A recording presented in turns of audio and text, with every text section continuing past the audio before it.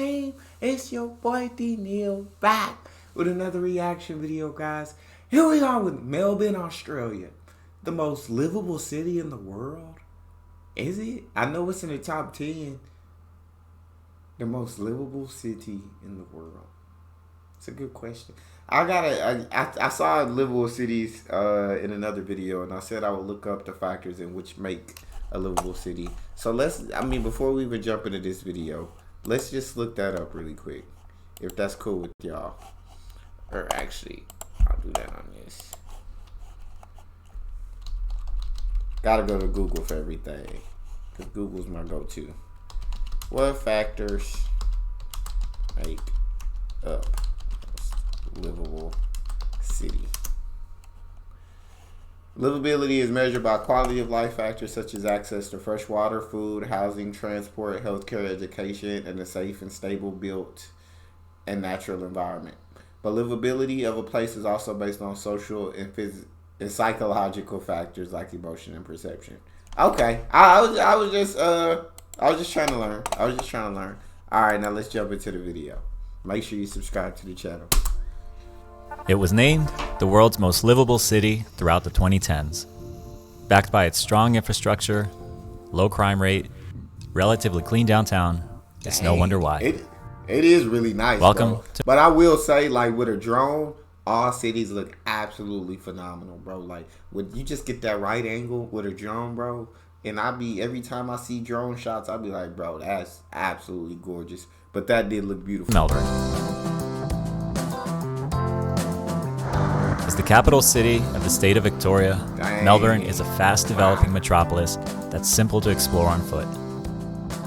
It's a city that's full of fantastic live music, signature graffiti-laced alleyways. Look at that, is legit so freaking dope, bro. That is legit freaking dope. And an exceptional waterfront to tie it all together. The main way I got around was by an above-ground train, which operates on a reloadable funds travel card called a Mikey. That's it. All trains, $4 to $5 per trip, easy. It's outside the CBD, converge on Flinders Street Station. Opened in 1854, this station stretches for more than 2 city blocks and is one of the most recognized landmarks in Melbourne. Once in the central business district, it's simple to just walk around for some shopping or hop on a free tram service that can take you around the confines of the city. Free? That's probably my favorite word in the dictionary. Free. Anytime you can get transport for free. I don't need a car. I don't need a bike. I just need to make it to this free transport and go around the city on this. That's perfection. Once outside the perimeter of downtown, though, you must pay to ride the trams. Okay. The Melbournian skyline is pretty sweet. The South Bank Riverwalk is great to take in the sights, but food and drinks are quite expensive. Makes sense. I'm just not a fan of the doo-doo brown color of the Yarra River, which runs through the city and into the harbor. Not the doo-doo brown river. Melbourne's definitely got an eclectic food scene with all sorts of eateries located within its hidden alleyways, as well as street side, where you can find lots of amazing local and international cuisine. Also worth noting that Melbourne is a progressive city that is passionate about global issues like climate change, women's rights, and migrant refugees. Oftentimes, there are several protests happening outside Parliament, and it's a good step towards addressing climate change, which set off the Australian bushfires that devastated the native koala population. Yeah, I hate hearing about the bushfires, because once I watch videos on like how literally bad they were, like there was like nothing that could stop them. And you see these volunteer firefighters and everything just literally giving their all, putting their lives in danger just try to stop these bushfires, and freaking government wasn't helping, and it was just crazy, bro. Those bushfires are insane. The damage they cause is insanity. Some of my favorite neighborhoods were St. Kilda, which is southeast of the CBD, and is built through a bohemian lifestyle. Fitzroy and Collingwood are both northeast of the city and is popular with young professionals, backpackers, and students. It's got more street art than I've seen anywhere else. That's so cool. And it's almost encouraged to tag the entire suburb. That's so freaking cool. It's definitely in a theme of its own, and that's what makes it stand out. There's nothing overly flashy here, and it brought me back to the college days of laid-back living. There's a ton of Victorian-era architecture, green natural space, and of course, plenty of local bars to grab a cold one and watch some Australian rules football. But why not just attend a live game instead? Very affordable. From what I hear in other videos, attending a live game is very affordable. Unlike sports over here.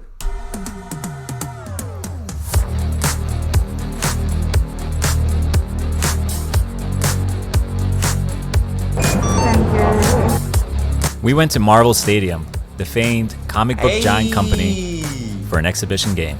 That is lit. I didn't even know Marvel had a stadium, bro. Marvel Stadium. If that ain't lit, I don't know what is.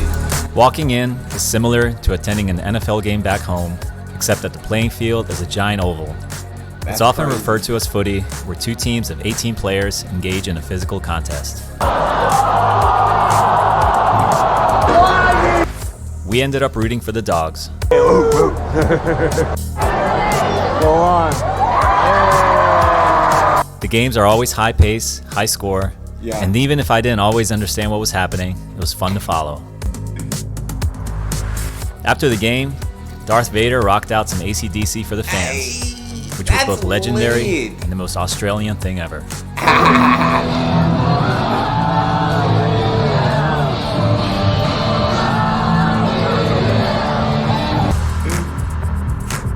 At night, the city of Melbourne comes alive with vibrant lights and reflective streets. The street art... It's Melbourne. It's Melbourne. Melbourne. The city of Melbourne comes alive with vibrant lights and reflective streets. The street art also shifts with the time of the day, with melancholy lighting and even some interactive art on full display. Dang! We set off to the Dandenong Ranges, which are roughly an hour and a half drive east from the city, to do a little hiking and also get to view some native Australian wildlife. Most notably, the wild grey kangaroos and wallabies that like to hang out in the area. Seeing these animals outside of a zoo, doing their thing and hopping around was amazing. Always a good idea to watch from a distance and not approach without warning. The laughing sound of the kookaburra bird, though, was slightly terrifying.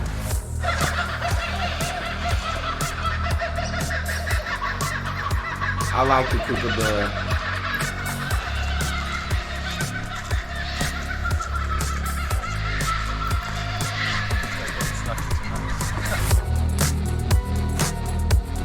I traveled several hours north to live the farm life on a horse farm, visit sites like Organ Pipes National Park, and Hanging Rock.